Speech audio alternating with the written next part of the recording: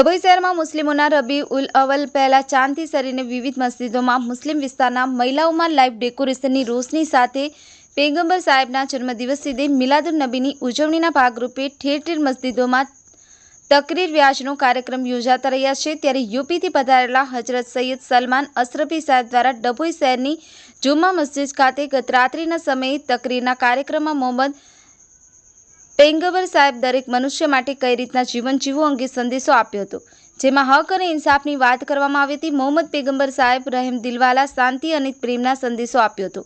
બુરાઈથી બચવા, ખુદાને બંદગી કરવાની અને તેઓની સાદગીપૂર્વક જિંદગી ગુજારી હતી અને જિંદગી પર અલ્લાહની ઇબાદત કરી હતી।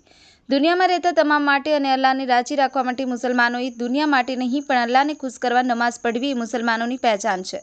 ભારત દેશ બિન સાંપ્રદાયિક દેશ છે। દરેક જાતિના લોકો પોતાનો તહેવાર ઉજવી શકે છે। મુસ્લિમોનો પવિત્ર તહેવાર ઈદે મિલાદુન નબી 16મી સપ્ટેમ્બર ઉજવણી કરવામાં આવશે। સમગ્ર દેશભરમાં દરેક તહેવારો કોમી એકતાથી થવા જોઈએ। કોઈપણ સમાજના લોકોને લાગણી ન દુભાય તે રીતના તહેવાર ઉજવવો જોઈએ। ઈદે મિલાદના દિવસે જુલુસ દરમિયાન કોઈપણ જાતના નારા લગાવવા નહીં કે કોઈને તકલીફ પડે નહીં, બંને સમાજના લોકોને અપીલ કરી છે।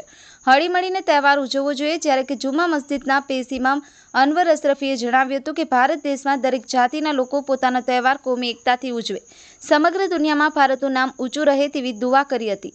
આ પ્રસંગે સૈયદ તાહિર હુસેન બાપુ વગેરે સૈયદ સાદાત અને શહેરના પેશ ઇમામો અને ભાઈ બહેનો મોટી સંખ્યામાં ઉપસ્થિત રહ્યા હતા। फजल रजा खत्री, करजन संदेश न्यूज़, डभोई। अस्सलामुअलैकुम वरहमतुल्लाहि वबरकातुहू। तमाम मुसलमानों को ये पैगाम दिया जाता है कि 16 तारीख को सरकार की विलादत का दिन है, तो सरकार की विलादत के दिन हम इस अंदाज से जुलूस निकालें कि जिसके अंदर हमें आपस में भी कोई किसी को तकलीफ़ न पहुँचे और साथ ही साथ हम किसी दूसरे को भी तकलीफ़ न पहुँचाए, बल्कि प्यार और मोहब्बत के साथ और भाईचारगी के साथ जुलूस निकालें और दुनिया को मैसेज दे कि हम अमन वाले, शांति वाले पैगंबर के उम्मती है, लिहाजा हमारा सेवा अमन और शांति है। इंशाअल्लाह हम हमेशा प्यार और मोहब्बत के साथ रहेंगे। अल्लाह पाक हमको सरकार की मिलाद के सदक़े में हमेशा अमन और शांति के साथ रहने की तौफीक अता फरमाए।